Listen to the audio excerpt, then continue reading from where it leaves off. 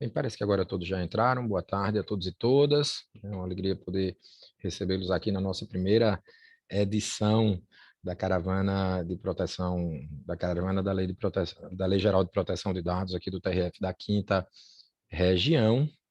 Eu vou aqui nesse momento inicial ficar responsável pela condução, não sem antes,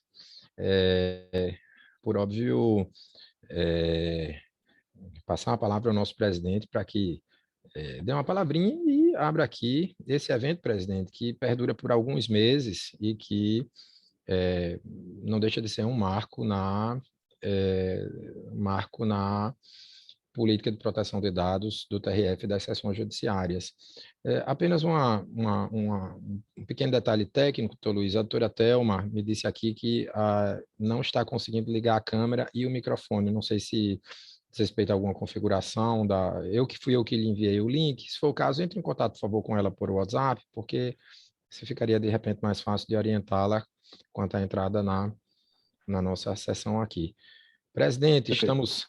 estamos ansiosos para ouvi-lo. Cumprimentar aí o doutor Marco Bruno, doutor Fabrício da Mota Alves, CNPD,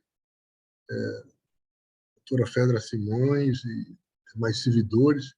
Eu só dizer a importância do evento, acho que nem a gente pode discutir, né? Hoje, no mundo da informática, a segurança, né, dos dados pessoais, e eu só quero assim ressaltar o trabalho de qualidade que vem sendo desenvolvido neste tribunal, inicialmente através de um curso, né, que a doutora Fedra organizou, né, e que agora, aqui com o apoio da Escola de Magistratura Federal, né, a gente, juntamente com as demais seções judiciárias, e o mais interessante é a participação dos servidores do Judiciário da Quinta Região, a gente venha a continuar nesse objetivo, que, sem dúvida, vai ser um objetivo a nível de futuro inafastável, né? Na questão da relação do cidadão com a informática. E realmente fico assim muito surpreso positivamente com a atuação que o tribunal vem tendo nesta área, né? E que me dá um grande orgulho, e espero até que desse evento surjam, né, mais assim, bons frutos, talvez alguma cartilha, coisa nesse ponto, se possível, para deixar uma marca indelével disso aí, né? Sem dúvida, eu desejo sucesso, que eu já sei, embora já sabendo que o sucesso será alcançado. Muito obrigado e parabéns a vocês. Obrigado, presidente. Só para usar o nome fantasia correto, presidente, são as caravanas da segurança e da proteção de Caravana, segurança dados, e proteção. isso, do TRF da Quinta Região e das seções judiciárias. Obrigado, presidente, pelo apoio de sempre. Né? Fedra pediu para eu dar uma palavrinha também, que não será ainda mais breve, como eu disse, de 30 segundos. Esse talvez seja o primeiro projeto, presidente, também, decorrente de um projeto maior que Vossa Excelência lançou no final do ano passado, lá em João Pessoa. Era aquele projeto de fomento à cultura digital, o projeto Ser Digital, no âmbito do TRF e das seções judiciárias. Então, a ideia aqui, e veja que o número de participantes é bastante significativo, é a gente começar a difundir a cultura digital, e a cultura de proteção de dados naturalmente se enquadra nesse contexto. Eu queria agradecer imensamente a presença do doutor Fabrício da Mota Alves, ele que é advogado e professor em proteção de dados, foi membro indicado pelo Senado Federal para o Conselho Nacional da Proteção de Dados Pessoais e da Privacidade. Seja bem-vindo, doutor Fabrício. Seria excelente poder também ouvir uma palavrinha sua. Obrigado, doutor Marco Bruno. Agradeço ao nosso presidente, doutor Edilson, pelo convite. Fico muito feliz de estar aqui compartilhando com vocês este momento, sabendo da importância deste ato, que eu compreendo como sendo realmente uma iniciativa de muita relevância para a disseminação dessa cultura, sobretudo dessa cultura de respeito não somente à privacidade, à qual já estamos todos acostumados, mas essencialmente a esse novo direito que surge, sobretudo em terras brasileiras, de proteção de dados pessoais. Então, muito obrigado, agradeço efusivamente aí pelo convite, espero poder participar e corresponder às expectativas de todos. Obrigado, doutor Marco Bruno. Professor Fabrício, muito nos honra a sua presença, esteja sempre presente em nossos eventos e vamos depois, né, Fedra, convidar também o professor Fabrício para comparecer ao tribunal ou em algum rincão paradisíaco da Quinta Região para nos brindar também com seus conhecimentos sobre o tema. Eu gostaria, antes de passar a palavra à doutora Thelma, de agradecer imensamente e de coração pelo inestimável apoio que recebemos para a realização desse evento da Escola da Magistratura Federal da Quinta Região, aqui representada pelo doutor Luiz Albuquerque, né? Sempre extremamente solícito e prestando esse apoio de enorme qualidade, de imensa qualidade, que certamente vai abrilhantar, e já está abrilhantando, essa iniciativa que tem por objetivo disseminar o que já houve de conhecimento agregado na Quinta Região sobre esse tema. E aí Fedra pediu para eu explicar que essas caravanas não são apenas palestras, essas caravanas compreendem também uma gamificação, porque ao final de cada palestra, e as palestras sempre ocorrerão nas últimas quintas-feiras de cada mês até setembro, o público deverá avaliar a apresentação, e aquela que vier a ser melhor avaliada irá sediar o evento presencial híbrido, que será realizado lá no mês de setembro. Então, é importante a avaliação de cada performance, né? Já que teremos aqui, estamos inaugurando com a performance do tribunal e teremos uma performance de cada sessão judiciária. Vocês avaliem pela performance da apresentação e não pelo local que querem visitar. Então, é importante que, né, seja avaliada cada apresentação, porque a ideia é que o órgão que, no contexto da nossa região, que apresentar a apresentação mais bem avaliada, cede o encerramento dessa iniciativa que foi tão bem concebida aí pela doutora Fedra. É muito importante destacar também aqui que nós estamos regionalizando, fazendo circular, né, esse tema que é tão difícil, né, Thelma, de implementação pelo tribunal unicamente, né, inclusive porque o tribunal não tem o tribunal não tem o controle de todos os nossos sistemas. Então, esse envolvimento e essa interação, como está sendo feito aqui, é fundamental para que a região, mesmo com a estrutura descentralizada que costuma ter, possa falar a mesma língua. Então, eu queria agradecer também às sessões judiciárias e aos diretores de foro respectivos por se juntarem a nós nesse projeto. Vamos ouvir a nossa diretora-geral, a queridíssima e poderosíssima doutora Thelma, para fazer aí uma saudação aos caravaneiros, Thelma. Pois é, boa tarde. Esse time de primeira aí, capitaneado por Fedra, né, que eu sou fã dela, um trabalho excelente, adoro essa assessoria, viu? E esse tema realmente não é fácil, doutor Marco Bruno. Sempre que se discute, eu fico pensando que a gente até pode ter algum controle sobre os metadados, mas quando a inteligência artificial entra nos documentos, a coisa vai ficando mais complicada.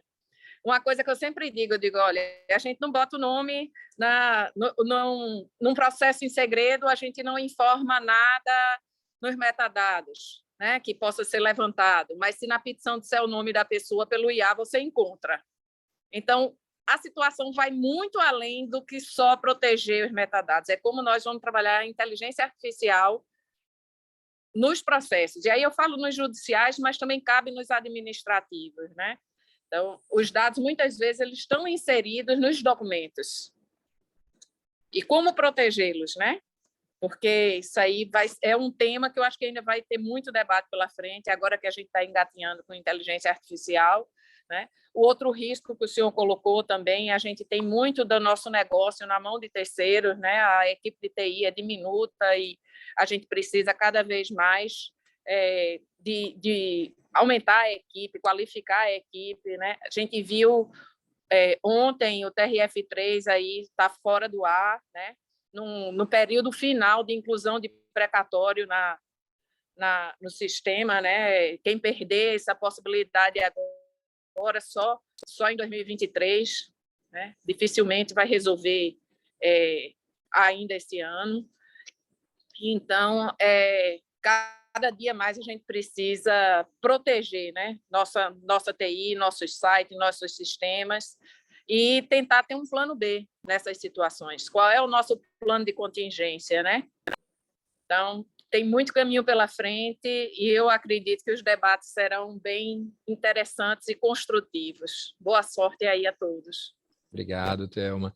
Eu lembro quando eu era diretor do Foro aqui em Natal, eu terminei, junto com a equipe, lançando uma campanha para fortalecimento da segurança. E a gente usou o seguinte slogan, Thelma: a JFRN Segura é tarefa de todos.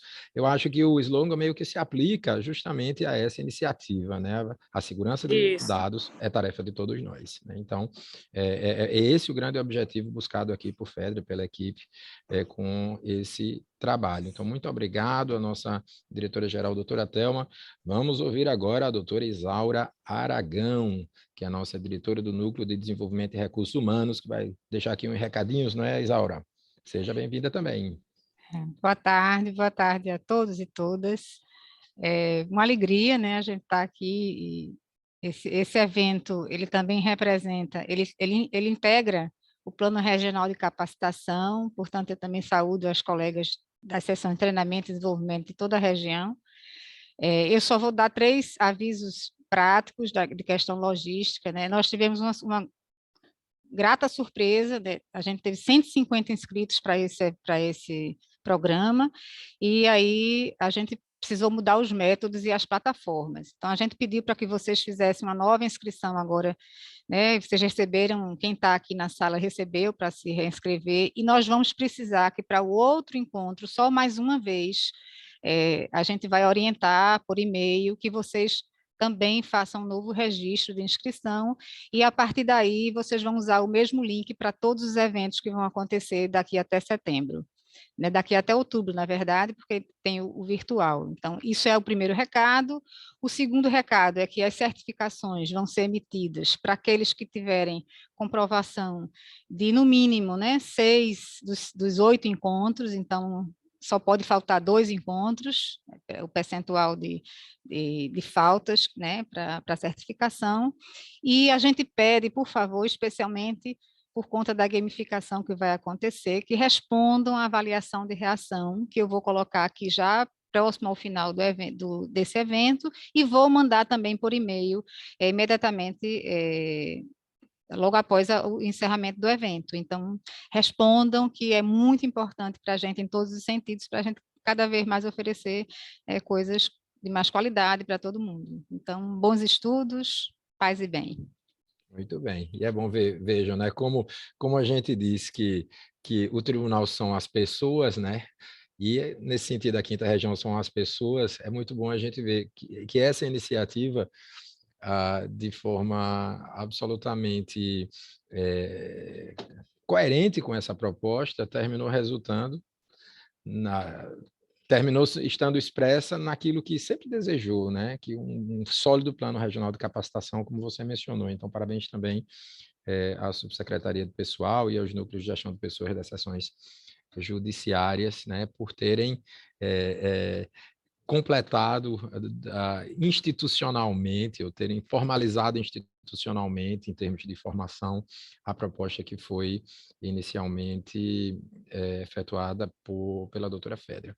Então, acho que já exaurimos aqui aquilo que tínhamos de recado para deixar aqui para os nossos palestrantes, como também para os participantes do nosso curso, da nossa caravana. Então, eu quero e tenho a honra de apresentar os nossos palestrantes de hoje. Lembrando, só conferindo, né, para não deixar de deixar aqui a informação, me parece que as perguntas serão veiculadas através daqui da plataforma, né, do Q&A.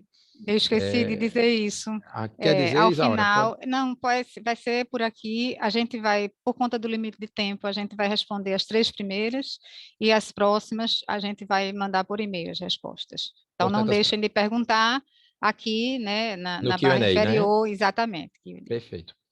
Perfeito. Então, vocês estão vendo aqui o Q&A, minha gente, embaixo, conforme explicou a Isaura. Aqui vocês clicam, vocês têm como formular perguntas e, né, Isaura e Luiz ficam fazendo a administração disso e repassam as perguntas aqui aos nossos palestrantes. Então, nossos palestrantes são conhecidos nossos, né? E eu tenho muito orgulho de fazer as respectivas apresentações formais. Primeiro, a doutora Fedra Simões de Lira.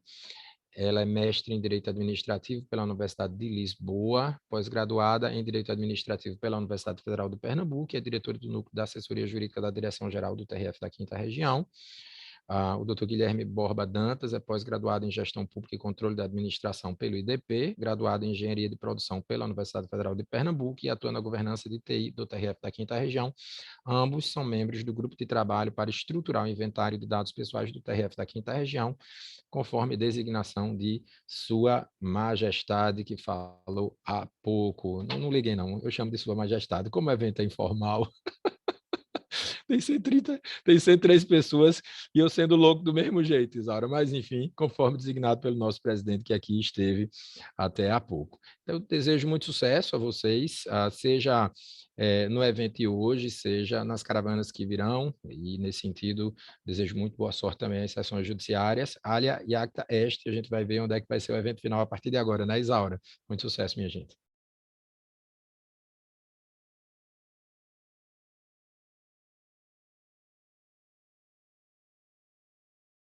Bom, então agora é comigo, não é isso? Boa tarde a todos. Meu coração está em festa, estou em alegria de estar aqui a realizar essa primeira das caravanas, não é? E saúdo efusivamente cada uma das caravanas que estão aqui presentes: Sergipe, Alagoas, Pernambuco, Paraíba, Rio Grande do Norte e o Ceará. E, além das caravanas todas daqui da nossa região, saúdo também quem não é da região, e eu faço na pessoa do Dr. Fabrício Mota, que está lá em Brasília e nos dá a honra de estar aqui abrilhantando o nosso evento. Bom, mas como o tempo corre, vamos já adentrar no nosso tema. Quando o Dr. Marco Bruno lançou esse desafio, né, ele é o mentor intelectual de todo esse evento. Quando ele lançou esse desafio, que colocou, preparem um tema, cada um de nós tinha que apresentar qual era o tema de sua caravana. Nós começamos em um grupo. Sim, antes de tudo eu quero dizer, hoje estamos aqui apresentando eu e o Guilherme Borba, mas nós somos uma equipe. Além de nós dois, há também a Cristiane Viana, Gleice de Lisandra e o Júlio César. Nós somos um grupo de trabalho, trabalhando sempre unidos nessa implementação da LGPD, e aí começamos a discutir qual seria o tema que a nossa caravana ia apresentar.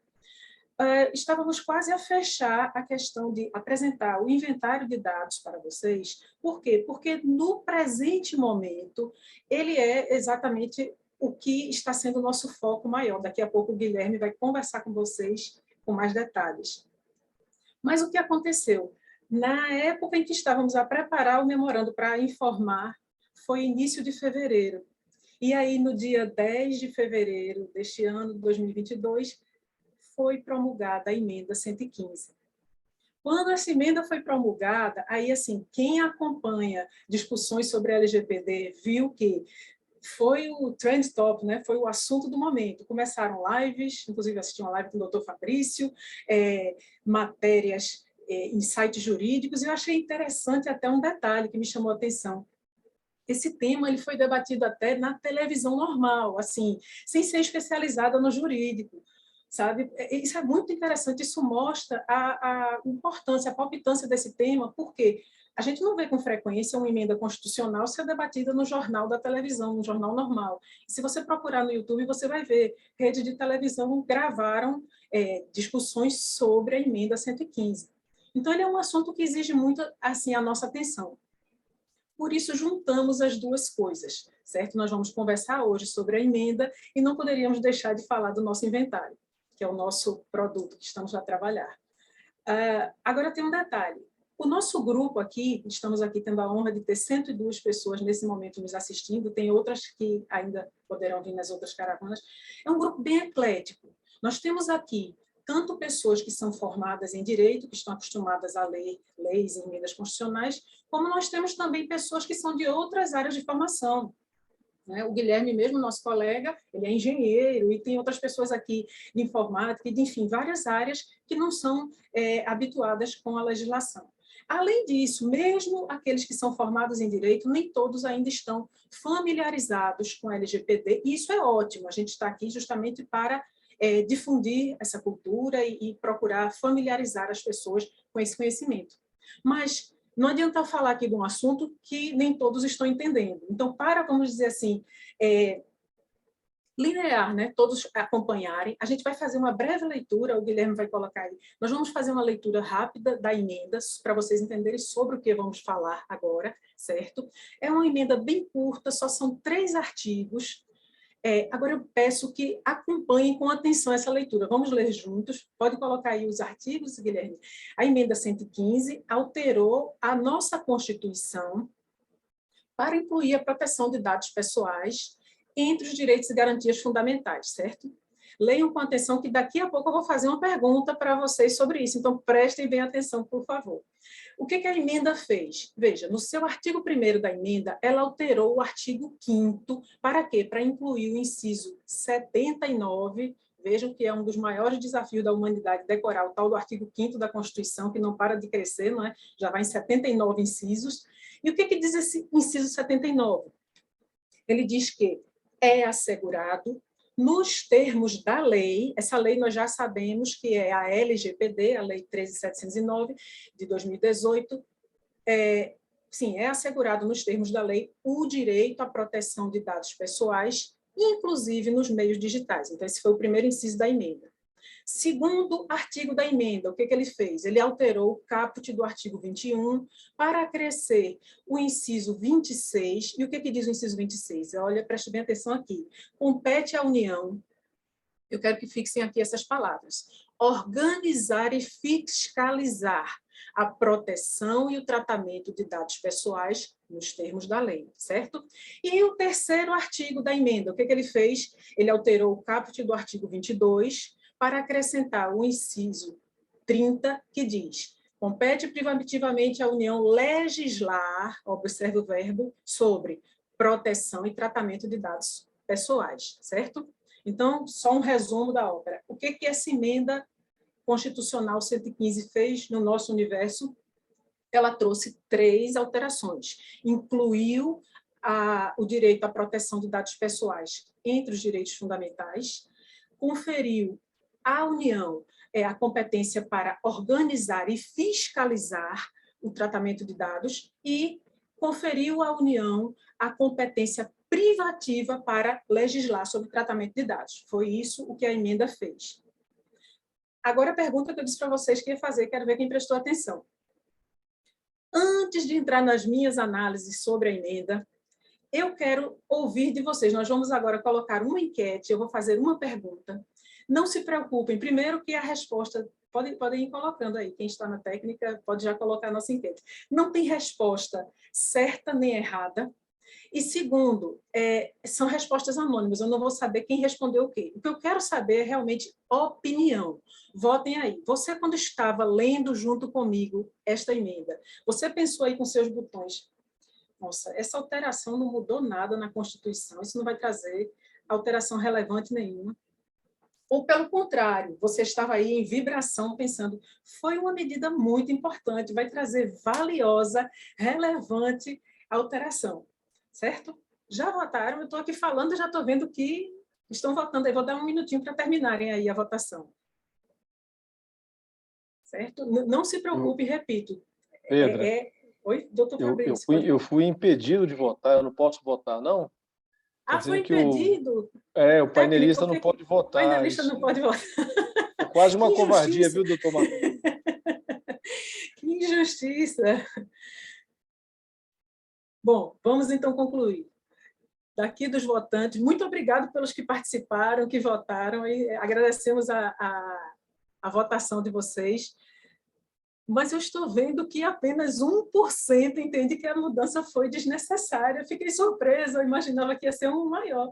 Muito bom, 99% entende que a emenda foi relevante. Isso é excelente. Ainda tem gente aqui, o doutor Marco Bruno também teve o mesmo problema que o senhor, doutor Fabrício. Tentou votar e não conseguiu. Bom, mas isso já dá uma perspectiva formidável. E eu vou chamar aqui, eu pensava que ia ter que fazer defesa, mas não é nem uma defesa, que eu pensava que o painel ia ser o invertido. Doutor Fabrício, ele foi convidado, gente, porque doutor Fabrício, para vocês terem uma ideia, quem acompanha a doutora Viviane Maldonado, que é a nossa musa da LGPD, ela chama carinhosamente doutor Fabrício de o pai da emenda constitucional. Então, vamos conferir para ele a palavra, para que ele diga qual foi a participação dele na criação dessa emenda e qual é a relevância dela. Com o senhor a palavra, doutor Fabrício. Obrigado, Fedra, mas não me atribua responsabilidades que eu não quero assumir, hein? Por favor, e nem tenho o direito de assumir. O autor é o senador Eduardo Gomes, e vamos continuar dessa forma. Mas agradeço muito, parabenizo, inclusive, pela iniciativa dessa enquete, né? A gente fica muito satisfeito de ver a maioria realmente esmagadora de votantes aí no sentido do reconhecimento da importância da emenda constitucional, e esperamos contribuir para que este voto solitário e ainda isolado se convença eventualmente dos argumentos que a gente vai trazer aqui no nosso debate. Mas a emenda constitucional 115 ela é fruto da PEC 17 de 2019, que foi uma construção evolutiva a partir da própria condição de estudo sobre a proteção de dados no Brasil. É claro que o Brasil entrou nesse debate tardiamente, a gente reconhece isso com muita clareza, sobretudo se pararmos para observar que na história da proteção de dados, a primeira legislação específica sobre o assunto data de 1970, foi o estado de Hessen, na Alemanha.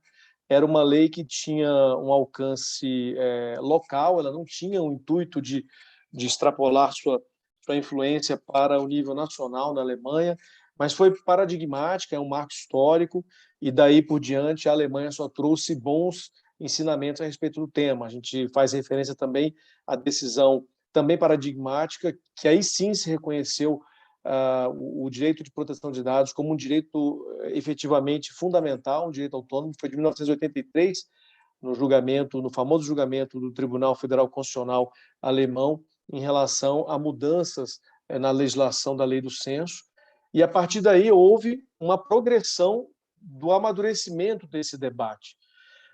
No Brasil, a temática chegou já com muito atraso, nós estamos falando aqui que da Alemanha podemos migrar para a União Europeia desde 1995 tem uma legislação específica sobre isso, que foi sucedida por outra legislação, que essa sim é a mais relevante, que é o Regulamento Geral de Proteção de Dados de 2016, mas a União Europeia possui instrumentos muito significativos, né? A própria Carta Europeia de Direitos Fundamentais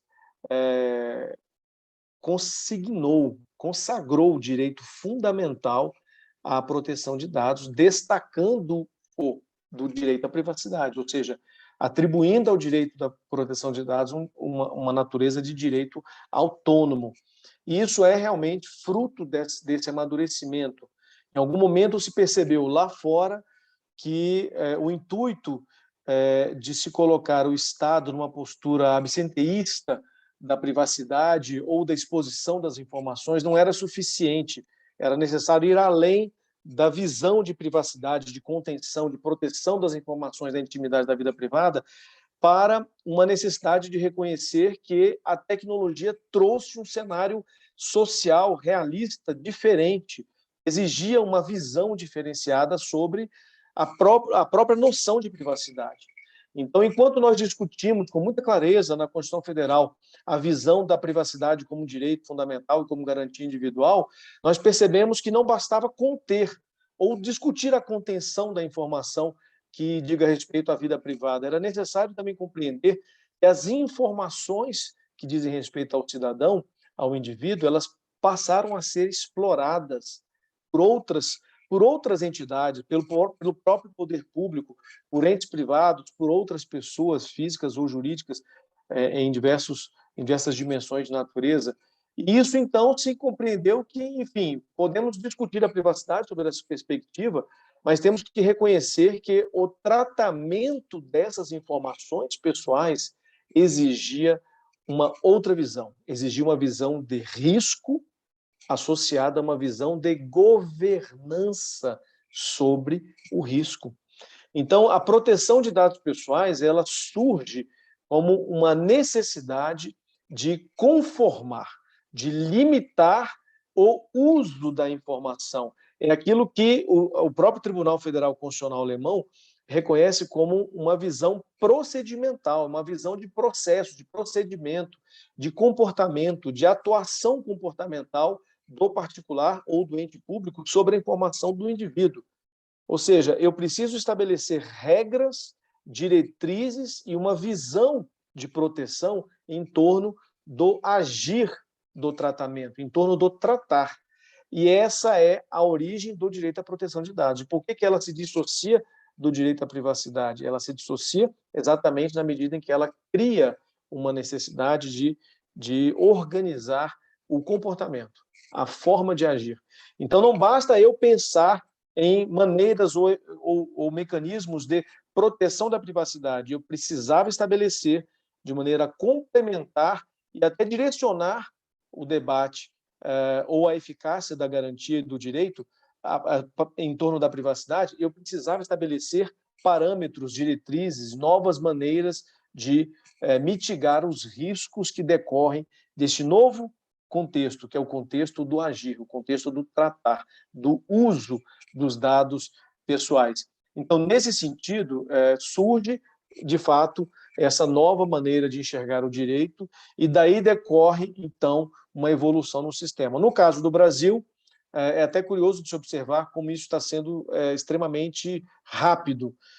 Levamos muito tempo para consignar a necessidade de uma edição de uma norma, assim como a Alemanha também criamos uma lei infraconstitucional em primeira medida, que é a Lei Geral de Proteção de Dados Pessoais, em 2018. Então, em agosto de 2018, completaremos agora 4 anos da LGPD, criamos a consciência, a necessidade de enxergar que, sim, precisávamos de uma lei de proteção de dados, reconhecendo o direito de proteção de dados, todo o seu conjunto de normas específicas, princípios, fundamentos, obrigações que são impostas também, e uma nova visão sobre quais são os novos direitos que decorrem do direito à proteção de dados, de que maneira eles dialogam com o sistema como um todo. Então, criamos a LGPD e, a partir daí, o próprio sistema evoluiu.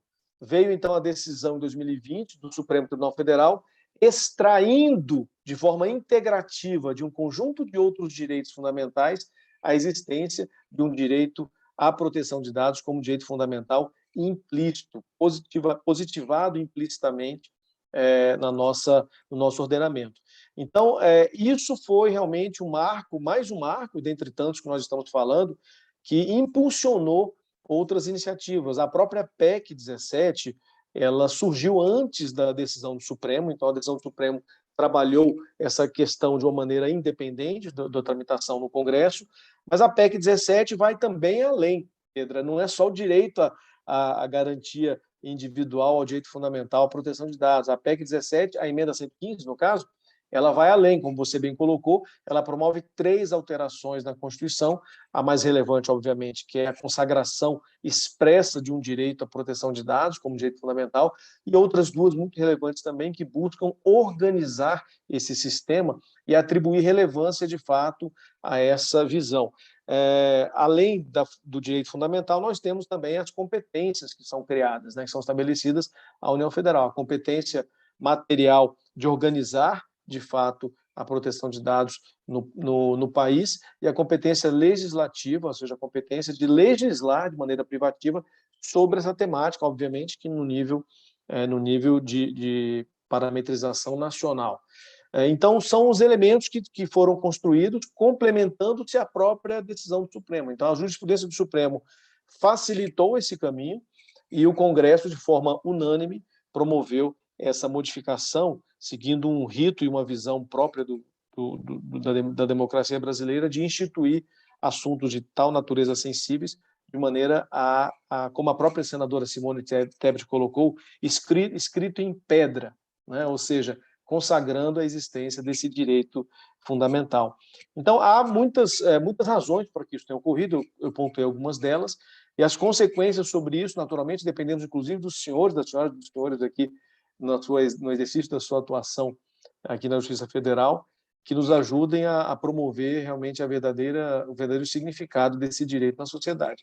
Mas eu, particularmente, tenho muita convicção, influenciei esse processo, ajudei a construir esse debate, ele foi abraçado por todos os setores da sociedade, o próprio Poder Judiciário também aplaudiu bastante essa questão, o Supremo comemorou, celebrou a promulgação da emenda constitucional no dia da sessão solene, o ministro Fux, o ministro Barroso, o próprio ministro Gilmar usaram da palavra na sessão plenária do Supremo para parabenizar o Congresso pela iniciativa. Então, de fato, entendemos que há uma receptividade muito positiva sobre o assunto. Mas, enfim, estamos aqui também para contar com o debate e contribuir com esse debate aqui perante todos. Acho que é isso, Fedra.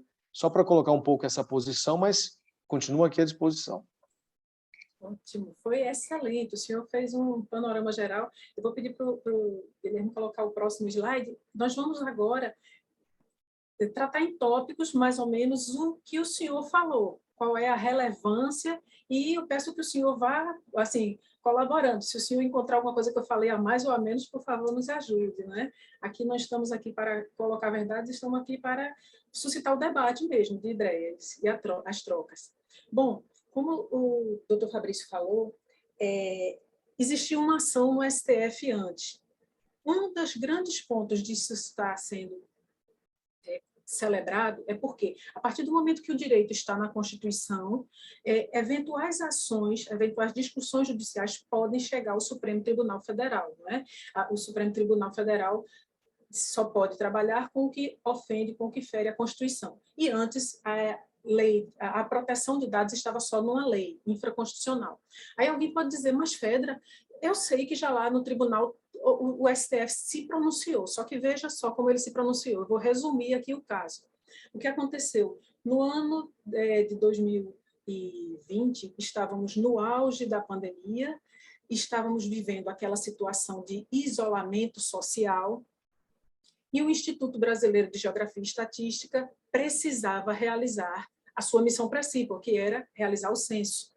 Só que ele estava com dificuldade, claro, porque os recenseadores não poderiam ir nas casas. Então, alguém teve uma ideia, criou uma MP. Essa MP, a Medida Provisória 954, obrigava as empresas de telefonia fixa e móvel, então, claro, Vivo, Oi, todas elas, teriam que fornecer para o IBGE nome, telefone e endereço de todos os seus consumidores. Então, isso gerou uma grita, não é? Opa, eu não forneci os meus dados pessoais com esta finalidade. E a LGPD preza muito a questão de que o tratamento ocorra de acordo com a finalidade que o dado foi coletado. Isso virou uma celeuma e isso chegou ao Supremo. Só que preste atenção aí, lá no início, olha, nós colocamos em negrito. O STF declarou a proteção de dados pessoais como um direito fundamental implícito na Constituição, inserido na cláusula geral de privacidade. O doutor Fabrício falou agora com muita propriedade que são institutos diferentes. Não vou aqui entrar no detalhe, porque isso daria um a outro webinário, mas privacidade é uma coisa, intimidade é outra coisa, proteção de dados é outra, são conceitos diferentes. Mas, para resolver essa questão, no caso específico, o STF entendeu que estava implícito dentro da cláusula geral de privacidade. Naquele momento foi bom? Foi. Para resolver a determinada questão, festejou-se porque se prestigiou a privacidade, ok. Mas a gente sabe que o que é implícito é aquilo o que não é dito. não é aquilo que é subentendido. Então, isso não gera uma grande segurança. Então, um dos grandes pontos é que agora o direito está explícito. E o fato dele estar explícito, aí passa para o segundo ponto, que também foi abordado. Eu estou aqui só esmiuçando tudo que o doutor Fabrício já falou. Pode colocar, Guilherme, o segundo ponto. A partir desse momento, então, a proteção de dados pessoais se tornou justamente a cláusula pétrea, certo? Ou seja, antes, a LGPD apenas, ela poderia sofrer alterações legislativas, inclusive para revogá-la. Nós poderíamos ter alguma mudança porque ela estava com uma proteção mais frágil. A partir de agora, ela está mais protegida. E eu quero só chamar a atenção um detalhe, que algumas pessoas equivocadamente acham que cláusula pétrea é aquela que não modifica. Não, a cláusula pétrea é aquela que pode sofrer modificações desde que seja para ampliar. Então, agora nós estamos vivendo um momento em que não podemos retroceder, né? Existe uma garantia de proibição ao retrocesso, né? Os mais chiques que falam francês, quer dizer, efeito clique, né? Mas o que agora pode acontecer é que a cláusula só pode se for ampliar. Nós sabemos que estamos vivendo num mundo muito dinâmico e que novidades surgem a todo tempo, pode surgir algo que nós nem aqui cogitamos e a lei pode vir a incluir para ampliar, não pode retroceder. E sobre doutrina, o que acontece? É claro que está muito recente, ela é um bebê, ainda não fez nem 2 meses a emenda constitucional, então não tem ainda pronunciamentos, estudos doutrinários, estão iniciando.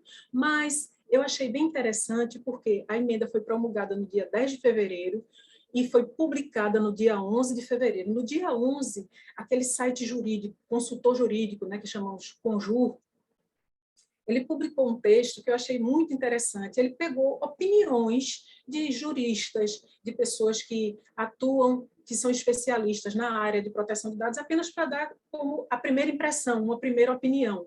E aqui, dentre aquelas, quem quiser depois pode procurar no Conjunto, tá lá esse texto, nós destacamos de lá a opinião do ministro Ricardo Vilas Boas Cueva, ministro do STJ. E eu quero chamar a atenção para vocês de uma expressão que ele usou aqui. Ele disse o seguinte, perguntaram para ele, né, o que ele achou dessa emenda. Ele disse, trata-se de um marco civilizatório que coloca o Brasil no mesmo patamar de proteção dos direitos fundamentais que a Europa. Vejam que coaduna com o que o doutor Fabrício acabou de falar, que é o marco civilizatório, ou seja, a partir dali nós estamos adotando uma postura mais civilizada, certo? E isso vem mostrar que toda a postura da proteção de dados está sendo, nesse momento, nós estamos vivendo um momento de construção, de transformação cultural, certo? Eu gosto rapidamente assim, de comparar com o momento que o Brasil iniciou, por exemplo, a proteção no trânsito. O nosso Código de Trânsito ele é muito recente, ele é de 1997. Pessoas jovens, como o nosso colega Guilherme, que vai falar com vocês daqui a pouco, já cresceram num Brasil mais civilizado, um país que já entendia a importância, já tinha a cultura de proteção às regras de trânsito, respeito às regras de trânsito. Mas aqueles que estão aqui, que viveram os loucos anos 80, vão lembrar que naquele tempo ninguém usava cinto de segurança. Cadeirinha de bebê, eu não sei nem se tinha para vender no comércio. E o mais grave era usual a pessoa sair, beber e dirigir. Isso aí não era algo que era chocante, era o rotineiro. As pessoas iam para o bar, beber e voltavam dirigindo. Era cultural. Então, quando surgiu a lei, não é que a lei fez uma mudança imediata. E é isso que a gente quer chamar a atenção. Não é que a LGPD ou a emenda vai fazer uma mudança imediata. Não, lei nenhuma faz isso. Mas ela vai trabalhando a mentalidade. Então, veja lá no exemplo do Código de Trânsito. Houve campanha pesada de educação, tanto para os adultos, você chegava no bar, estava lá, se beber não dirija. Havia, por exemplo, aqui em Recife, era comum você chegar no trânsito, tá os palhacinhos do Detran, né, pessoas fantasiadas, a gente gosta muito de fantasia, com os cartazezinhos. Você está com cinto de segurança. E o principal, houve campanha pesada nas escolas. Então, fomos avançando nessa cultura, chegamos a um ponto que uma pessoa mais idosa entrava no carro, você tinha que dizer, papai, coloca o cinto. Não, filha, não precisa não, porque é daqui para ali. A cultura dele estava na antiga. Já a criança, quando entrava no carro, a criança já dizia para o pai motorista, pai, põe o cinto, veja como. E hoje é cultural. Aí você vai dizer assim, Fedra, mas não resolveu tudo. Não, acontece ainda acidente de trânsito, lamentavelmente, porque pessoas bebem e dirigem, ok. Mas veja que, no modo geral, a nossa cultura no nosso país já é de proteção. E é isso que a gente espera. Pronto, é por isso que ele diz que é um marco civilizatório. Que a LGPD, nós estamos aqui vivendo aquela fase inicial. E vai chegar um ponto, talvez as próximas gerações, que isso aí já seja cultural, proteção, segurança dos seus dados pessoais. Não é isso? Doutor Fabrício, se falei alguma coisa, o senhor concorda, discorda? O senhor fique à vontade. Vamos lá, então, para o próximo. Só tem mais 2 pontos que eu quero falar com vocês antes de passar a palavra para o nosso colega Guilherme. Como eu falei, a legislação trouxe ainda 2 alterações. A emenda constitucional trouxe 2 alterações. Pode colocar outra antes, Guilherme, que eu quero falar do artigo 3º antes de falar do 2º. No artigo 3º da emenda, ele promoveu uma mudança para que a competência para legislar agora sobre proteção de dados pessoais é privativa da União. Aí algumas pessoas podem dizer assim, mas não já era, não foi a União quem fez a LGPD, mas existia já no nosso país algumas legislações de proteção de dados estaduais e municipais, inclusive do nosso estado da Paraíba. Tem aqui, quem for aqui caravaneiro da Paraíba, pode confirmar, existia um decreto estadual da Paraíba legislando sobre proteção de dados. Como é que isso vai ficar? Não sei se isso vai ser discutido depois, a constitucionalidade, certo? Por quê? Porque a partir de agora a competência é privativa da União. Pode ser até que depois ela faça uma lei complementar que autorize, que é o que está aí mostrado, os estados a legislar, mas enquanto não existir lei complementar, a competência é privativa da União. E voltando para o artigo 2º da emenda constitucional. Lá no artigo 2º, ele conferiu a competência para a União, então presta atenção aqui, organizar e fiscalizar a proteção e o tratamento de dados. Na prática, a União já havia criado o órgão, né, a Autoridade Nacional de Proteção de Dados, a ANPD, que é quem está exercendo essa função. Inclusive, este órgão do que o doutor Fabrício da Mota é membro, o CNPD, é o órgão consultivo, não é isso, doutor Fabrício? Da ANPD, certo? Esse órgão já está atuando. E é isso que nos leva a ter a grande preocupação com o nosso inventário de dados. Porque, veja, nessa função de fiscalizar, a qualquer momento... Não, doutor Fabrício, por favor, nos dê a honra. Eu queria só aproveitar a oportunidade da menção do CNPD para nos colocar aqui à disposição. Claro, não posso falar em nome do Conselho, né? Eu sou um membro apenas do Conselho, mas para comunicá-los que nós criamos um grupo de trabalho no âmbito do CNPD, do qual eu sou coordenador, que visa exatamente promover estudos e discussões a respeito da implementação e os impactos da LGPD no setor público. Tenho certeza que isso interessa muito a todos, então já quero deixar aqui o convite para que aqueles aqui interessados, enfim, todos os que desejarem, especialmente, possam nos procurar para que a gente os integre ao debate lá no CNPD. Era só isso. Obrigado, Fedra, pela palavra. Muito gentil. Nós que agradecemos, certo? Bom, voltando aqui. Nessa tarefa de fiscalizar, a ANPD ela tem, por determinação legal, inclusive, a competência para nos exigir uma série de documentos. Né? Então, por exemplo, para nós específicos que somos poder público, artigo 29 da LGPD, ele diz que, a qualquer momento, a ANPD pode nos exigir informações sobre os dados que nós tratamos. Artigo 37, aí ele coloca geral, para todos os agentes de tratamento, precisam ter um registro de todas as operações de tratamento de dados. Ou seja, nós precisamos ter esses documentos, porque a qualquer momento podemos ser fiscalizados, certo? Mas sobre esse documento, eu vou passar a palavra para o nosso colega Guilherme, que ele vai conversar com vocês. Muito obrigada. Bom, boa tarde, pessoal. Espero que esteja bem e acompanhando aqui o evento, né? Fica até difícil falar, né, alguma coisa depois das falas de Fera, do Dr. Fabrício também, do Dr. Marco Bruno, que falaram da sessão, mas a gente vai partir agora para um lado um pouquinho mais operacional, né, da LGPD, né? Porque, assim como é importante a letra da lei, importantíssimo ainda ter sido elevado a status de emenda constitucional, né? Que tenha sido incorporado no nosso texto. Tão importante quanto é que a gente consiga, de fato, fazer com que a lei seja cumprida e que ela tenha uma efetividade, né? E que ela tenha aplicação prática no dia a dia dos órgãos, né? No nosso caso aqui, do TRF, né? Então, por isso que, como a Fera disse no começo, né, a gente pensou bem essa dinâmica que a gente conseguisse incorporar esses dois aspectos, né? Então, aqui agora eu vou com vocês falar um pouquinho, né? Eu acho que nem todo mundo tem essa interação tão próxima com a LGPD, então a gente vai falar um pouquinho sobre o que é o inventário de dados pessoais, né? Porque ele é importante, e compartilhar um pouquinho da nossa experiência, né? Como é que a gente está trabalhando o inventário de dados pessoais aqui dentro do TRF, né?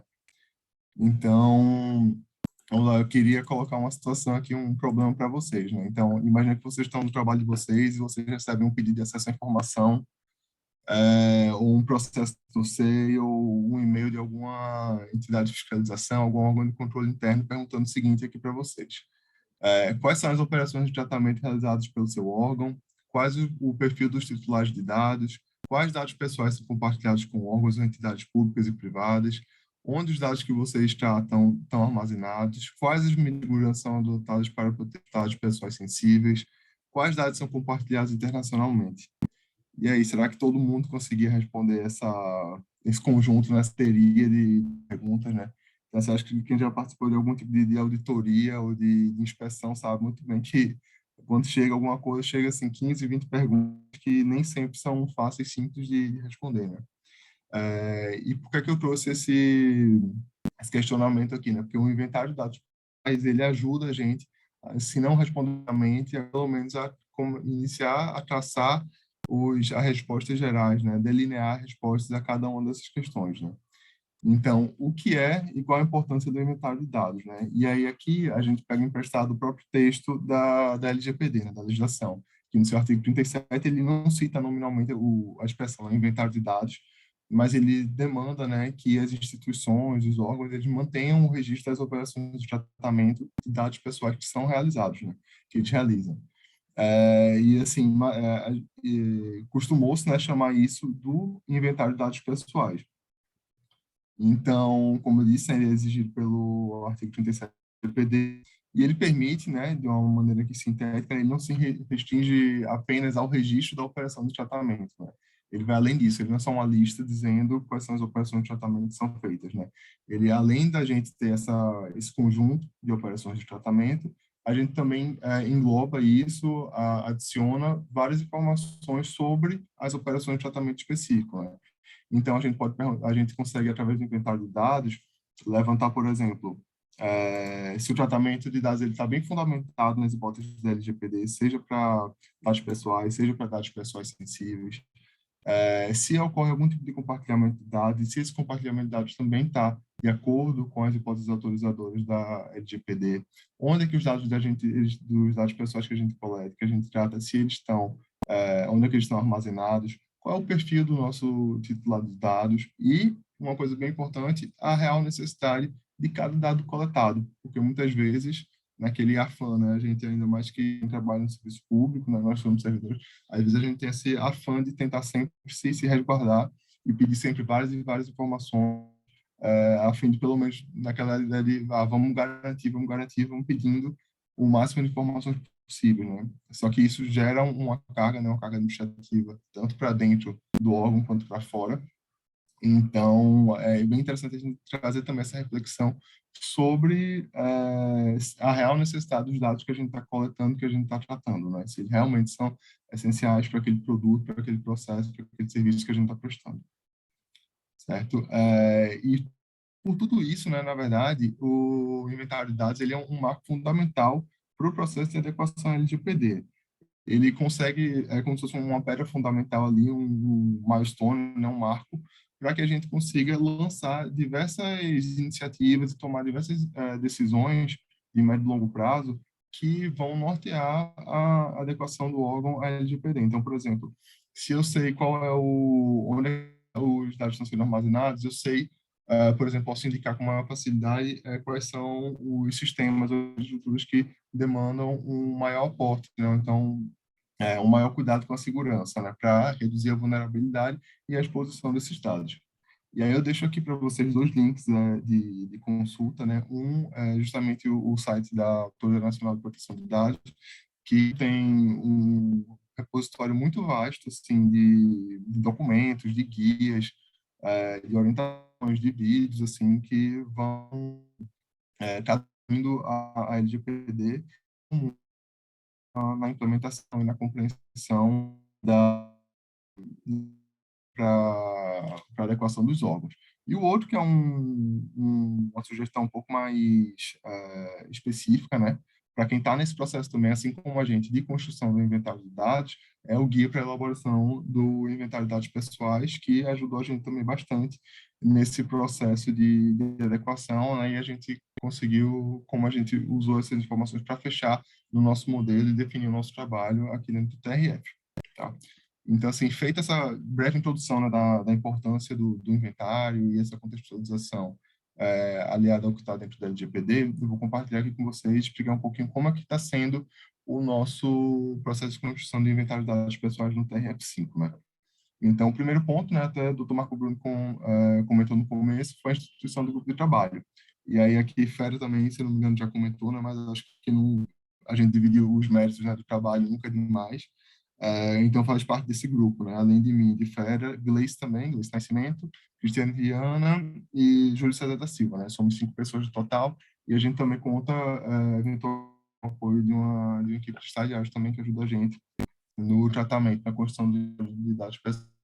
Então, esse grupo de trabalho foi instituído por esse ato no 400, no ano passado, e com o objetivo específico, né, de a construção do inventário de dados. A gente iniciou o trabalho fazendo, né, justamente com o modelo disponibilizado no site do governo federal.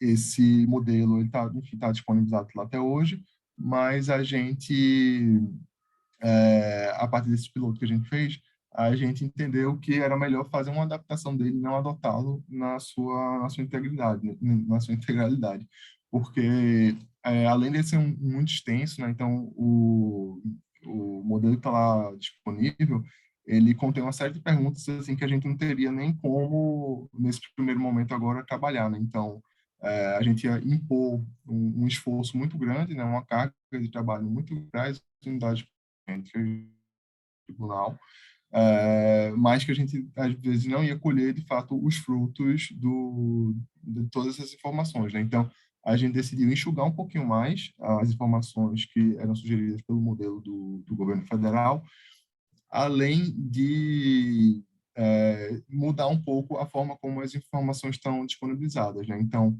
o modelo disponibilizado pelo governo federal é basicamente uma lista, a gente adotou um formato um pouquinho diferente, que é um formato de uma matriz, que é um pouco mais sintético e, na nossa percepção, é um pouquinho mais intuitivo. Então, a gente, no final, eu vou mostrar um print, não vou abrir a planilha aqui para não tomar o tempo da apresentação, então, meu objetivo nessa eu vou mostrar só um print, mais ou menos, de como é que estão organizadas as informações e como é que a gente faz essa dinâmica de troca de interação com as áreas parceiras da gente aqui dentro do tribunal. Então, depois que a gente conseguiu fechar, fazer essa simplificação da ferramenta de coletas, né, dessa planilha, e construir um modelo próprio, a gente parte justamente montar junto às unidades do tribunal, né? E é importante aqui ressaltar que a gente só está fazendo esse levantamento, por enquanto, com as unidades administrativas, né? Então, a gente está agora, nesse momento, fazendo com a SOF, que a gente já passou pela SP e pela SA, né? Secretaria Pessoal e Administrativa. E agora estamos trabalhando com o pessoal do Orçamento e Finanças, né? Enfim, se algum dos colegas, né, que já participaram com a gente, acho que o Ronaldo talvez esteja aí, agradecer imensamente, né, o apoio de todos aí na construção do inventário, porque é uma via de duas mãos, né? Ao mesmo tempo que a gente fica trabalhando para adequar um de trabalho específico, nada seria possível também sem a ajuda, sem o apoio das unidades para a gente aí, né, do TRF. Então, pronto, depois que a gente passa a gente pega essa planilha, né, que a nossa ferramenta de coleta nada mais é do que uma planilha, o pessoal, a gente passa para as unidades, eles preenchem, a planilha para a gente, e depois a gente recebe elas, a gente faz toda uma validação dos dados, se realmente o preenchimento foi feito de forma adequada, a gente faz os ajustes necessários, às vezes a gente faz uma outra reunião para validar os dados que a gente recebeu, para tirar alguma dúvida, para fazer um ajuste fino. Depois disso, a gente usa a expertise do nosso pessoal da TI para fazer a tradução dessas bases que a gente tem, né, das planilhas que a gente recebe, em bases de dados que, de fato, a gente possa trabalhar, né? Então, a gente pega tudo, consolida e transforma isso em dados operacionais, que a gente possa ter uma visão ampla do inventário de dados, né? Que não fica uma coisa restrita a uma unidade específica, né?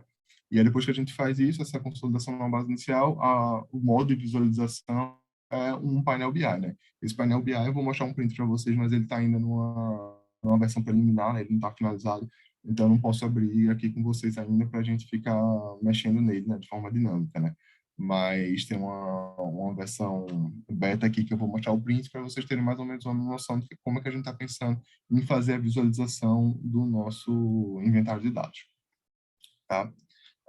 Aqui vou mostrar só bem rapidinho, assim, de como é a nossa ferramenta de coleta de dados, né?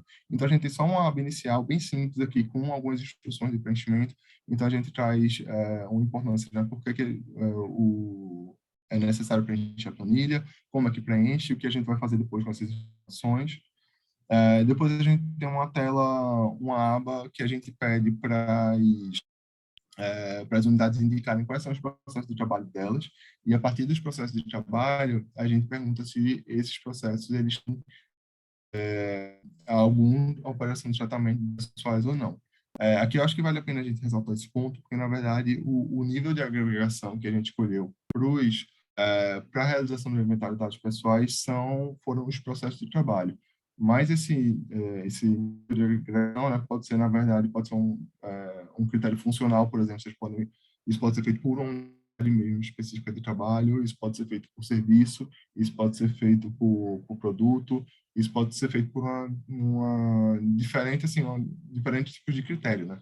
A gente optou por fazer por processo porque era uma forma que se alinhava um pouco mais a outros projetos que o tribunal também já tinha em andamento, né? Então, além da gente estar trabalhando aqui com o inventário de dados pessoais, e especificamente com LGPD, especificamente com o inventário de dados pessoais, o nosso trabalho aqui também, como a gente está fazendo esse inventário de processos de trabalho, mesmo que eles não tenham relação direta com o tratamento de dados pessoais, ele termina sendo fruto também, sendo importante para tocar outras iniciativas dentro do tribunal, né, que estão alinhadas com o planejamento estratégico do tribunal. Então, tudo que tem relação com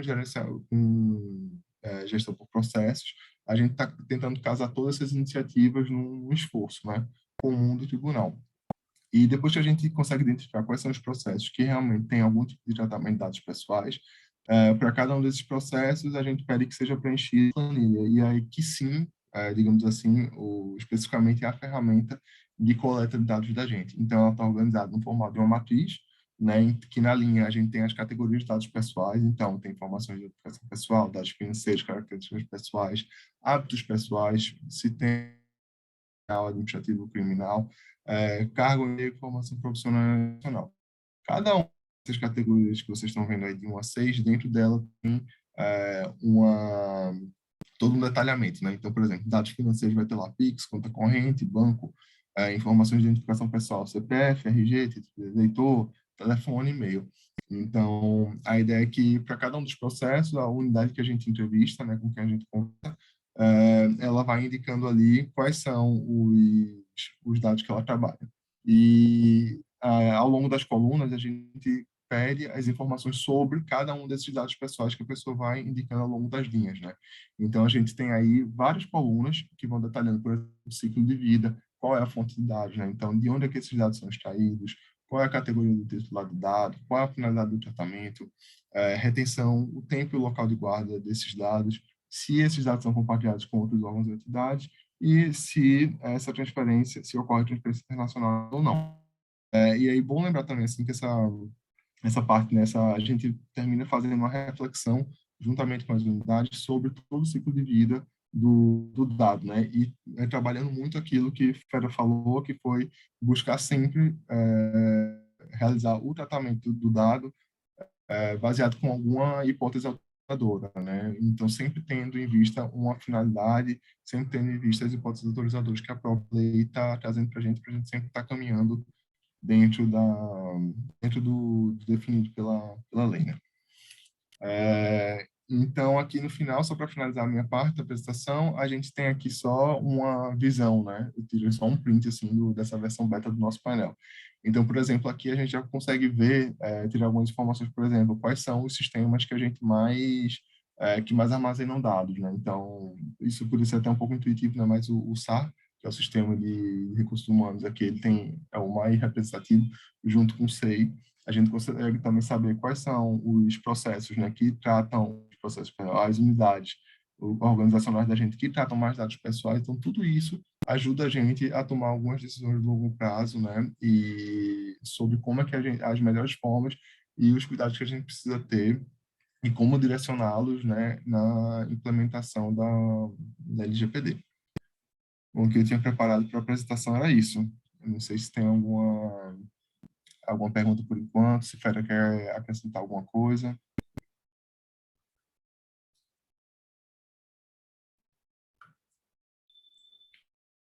Isaura, existem perguntas para serem respondidas. Nós passamos da hora, não é? Porque Exato. Nossa apresentação, a gente teve que cortar uma porção de coisas para poder caber na hora, mas ainda assim extrapolou um pouco. Eu peço perdão à plateia. Veja só, nós temos 6 perguntas, Fedra. Vocês podem até ver aí na caixinha de perguntas, e elas podem ser respondidas por texto, podem ser respondidas ao vivo, ou a combinação inicial foi que a gente responderia as 3 primeiras e as outras a gente mandaria por e-mail essas respostas.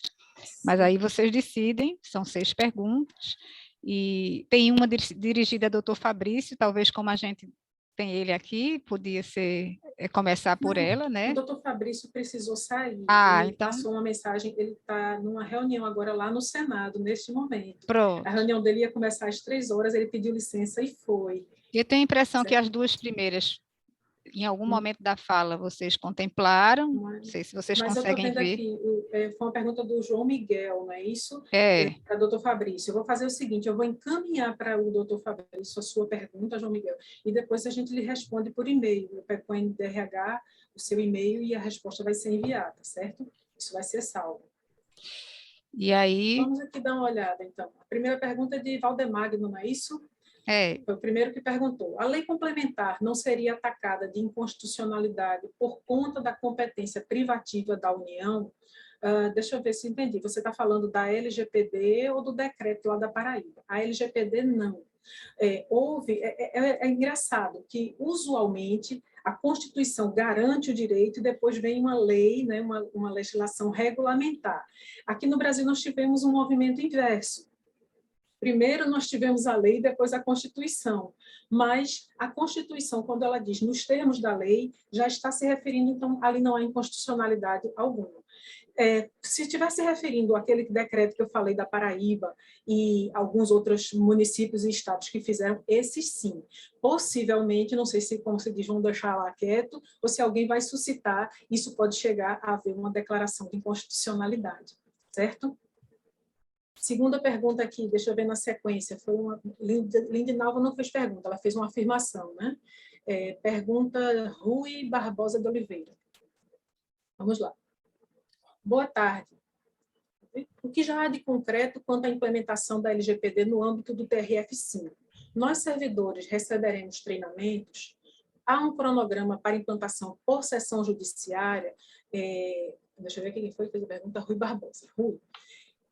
Não é uma implementação. Nós estamos fazendo esse trabalho regional, sim, e é no sentido de alinhar para que a coisa fique, mas nós temos que respeitar, por exemplo, as decisões do diretor de foro, entende? Na medida do possível se faz como isso aqui está sendo um evento regional ótimo que a gente vai alinhando os pensamentos, mas assim, o tribunal respeita muito o ritmo do diretor do foro, como ele quer treinar, como ele quer implementar. No nosso caso do TRF5, nós já estamos, como se diz, fazendo esse inventário, que é a nossa implementação, já estamos fazendo revisão dos nossos contratos, o setor de contratos nosso muito diligente, desde o início da LGPD começou a adaptar os contratos, nós já iniciamos treinamentos, tivemos um curso grande no ano passado, não é? E assim nós estamos fazendo. E, na medida do possível, vamos buscar alinhar com as sessões judiciárias, mas sempre respeitando a autonomia e as decisões dos diretores de foro, certo? Guilherme, quer ler a próxima pergunta? Qual é? De Luiz José Machado. Luiz José Machado, o TRF5 já estaria buscando alguma ferramenta que auxilie o inventário de dados e outras atividades previstas na LGPD. Então, Luiz, a gente optou, na verdade, por uma solução caseira, né, para fazer o inventário de dados, assim. Então, a gente constituiu o grupo de trabalho e, a partir de reflexões nossas mesmo, assim, e de uma análise mesmo do cenário, do que a gente podia fazer, do que a gente tinha disponível, a gente optou por adaptar essa ferramenta que já estava lá disponível no site do GovBR e adaptar ela, traduzir ela para que ela ficasse de uma forma um pouco mais fácil da gente trabalhar e que se adequasse um pouco mais aos interesses do próprio tribunal e fosse facilitar o trabalho da gente junto com as áreas, né? Então, assim, por enquanto a gente não tem previsão de nenhum tipo de contratação, né? A gente sabe que não sei se outras seções específicas do TRF5, não, mas enfim, outros tribunais e vários órgãos, assim, por aí afora, realizam contratações externas, né? Assim, isso, a princípio, não tem problema nenhum e nem é demérito algum fazer, sei lá, com os servidores, ou fazer com a equipe de apoio, ou fazer terceirizado, contratar uma empresa para fazer tudo, assim. Isso não depende muito da realidade de cada órgão, né? E do que, enfim, dos recursos que estão disponíveis, assim. Então, depende muito de todo um contexto, né? No caso do TRF em específico, a gente optou por fazer dessa forma, né? Mas, então, respondendo a sua pergunta, a gente não tem nenhuma previsão, por enquanto, de realizar contratações, não. É isso. Eu já disponibilizei nos comentários o link para avaliação, eu peço que todo mundo faça, as próximas perguntas serão respondidas. Desculpem. Se tiver tempo, tem uma pergunta aqui que eu achei bem interessante, Pronto. que foi a de Tiago Fonseca, ele é oficial de justiça no Rio Grande do Norte. Tá. Ele pergunta assim: para otimizar as atividades e diligências, nós, oficiais de justiça, armazenamos dados pessoais que não são sensíveis, não é? Eu não sei se todos têm a noção disso, porque, como eu disse, o público é bem variado. Tem gente que está vendo LGPD pela primeira vez e tem gente que já é especialista. Existe uma diferença entre dados pessoais e dados pessoais sensíveis, certo? Os dados sensíveis são aqueles que podem causar, vamos dizer, eu estou falando assim, grossas linhas, certo? Algum constrangimento. Por exemplo, dados sobre religião, sobre sexualidade, sobre opinião política. Esses são dados que, se os dados pessoais precisam de proteção, os sensíveis precisam de proteção redobrada. Mas, voltando aqui, o Tiago está falando que não está se referindo a dados pessoais sensíveis. São os dados normais, nome, telefone, endereço, deve ser esse tipo de coisa, não é isso? E sim, ele diz que armazena isso nos seus celulares e computadores. Vocês veem essa prática como um risco e ou infringência LGPD? Bom, Tiago, risco, todos nós que trabalhamos, se você estiver em casa, se você estiver no tribunal, se você estiver, a gente corre risco de não cuidar dos dados corretamente, certo? Não é infringência, não. Por quê? Porque você está com esses dados para uma finalidade. Você não coletou esses dados por, vamos dizer assim, por curiosidade, você não coletou esses dados para um uso indevido, vamos dizer assim. Você recebeu esses dados, coletou esses dados e está tratando. Por quê? Porque você vai cumprir a sua função no seu órgão, certo? Então, não está infringindo. Agora, pode ocorrer infringência, sim. Se, por exemplo, você vazar, imagine, não é o seu caso, mas imagine aí que um oficial de justiça tivesse a brilhante ideia de fazer uma lista dos maiores devedores e vender essa lista. Então, assim, estou colocando um exemplo bem absurdo para você entender. Isso aí seria uma infringência. Mas se você cumpre o seu dever, você recebeu o nome e endereço para notificar uma pessoa. Ok, está tudo certo. A LGPD, ela não veio para impedir o uso de dados, ela veio para colocar regras.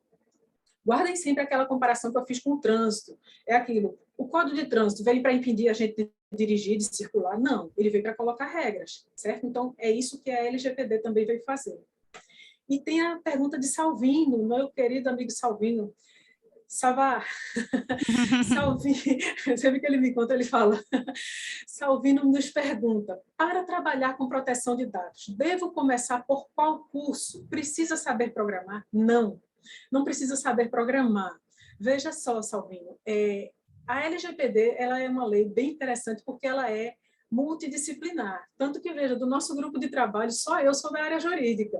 O Guilherme, como eu disse, é engenheiro, Cristiane, Gleice e Júlio são da área de informática. Ela é uma lei que envolve a todos, todo mundo. Tá? A pessoa que trabalha, vamos supor, no comércio, a pessoa lá do salão do bairro, que tem um computador que armazena os dados do seu cliente, ela está trabalhando com proteção de dados pessoais, certo? Todos nós podemos e devemos nos inteirar disso. Aí, por qual curso? Bom, no mercado você tem diversos. Se você quiser gratuito, no YouTube, se você jogar, vai aparecer um monte. Recomendo, por exemplo, as lives da doutora Viviane Maldonado são muito esclarecedoras. Aqui no tribunal, no ano passado, não foi, Isaura? Nós organizamos um curso, foi uma alegria, fizemos um curso. Quem sabe se no futuro podemos pensar novamente. Enfim, existe muito material bom aí no mercado, certo? Eu acho que era isso, né? Se ficou alguma ainda, outra pergunta, a gente vai olhar, né? E depois Sim. a gente manda para os palestrantes e eles vão responder por e-mail para vocês. Então, mais uma vez, eu peço para que respondam as avaliações, elas vão ser enviadas também para os e-mails, se não conseguiram fazer agora, porque isso é que vai gamificar, né? Vai dar a pontuação e a gente vai saber para onde a gente vai embarcar em outubro, para o encerramento desse curso. Agradecemos a assistência toda, todos que aqui estiveram de toda a região. É uma alegria a gente estar falando com toda a região. Agradeço a Isaura, o NDRH, que vem aí se empenhando tanto para que esse evento flua bem, certo? Luiz Albuquerque, Roberto Cícero, que estiveram pacientemente aqui também nos ajudando. Não é isso? Guilherme, quer falar? Era só agradecer mesmo o pessoal, né? Tanto quem tá participando, né, que a gente não tá vendo, tem 113 ainda, né? Então, mesmo a gente passa do horário, né? Bastante pessoas conseguiram acompanhar aqui com a gente. Então, acho que foi um sucesso o evento, né? Foi bem legal também a gente conseguir trazer nossa experiência aqui do que a gente tá trazendo. É um tema, assim, eu acho que é um desafio que todo mundo tá passando, né? Também nessa construção desse inventário e da adequação da LGPD como um todo, né? Então, eu pessoalmente gostei muito de escutar as falas anteriores, na sua também, como sempre, agradecer a todo mundo aí e pedir para o pessoal avaliar para a gente definir onde é que a gente vai encerrar a nossa conversa. E nos veremos no mês que vem em Alagoas, né? Vamos a Maceió no mês que vem. Exatamente. Eu queria citar agora, a gente vai, através de um link, visitar a seção judiciária de Alagoas, e aí eu vou passar a bola para minhas colegas de seção de treinamento de lá, que vão fazer toda a parte de logística e ajudar. Lembrando que vocês, somente dessa vez, mais uma vez, vão precisar fazer esse registro de inscrição, e aí vão ter um link único agora até o final do evento, isso porque a gente conseguiu agora uma licença diferente para realizar webinários, para a gente foi uma alegria, então vai facilitar muito o trabalho da gente. Então, mais esse trabalhinho, mas vai valer a pena, porque é o último. Né? Então, até o próximo evento. Parabéns, Guilherme, parabéns, Fedra, obrigada, Luiz, Roberto, todas as colegas de seção de treinamento e desenvolvimento que estão envolvidas nisso e sigamos para a próxima caravana. Alagoas, o estado que tem as praias mais bonitas do Brasil, viu? Há controvérsia. Até lá, gente. Foi um prazer, uma alegria. Boa tarde a todos e a todas. Paz e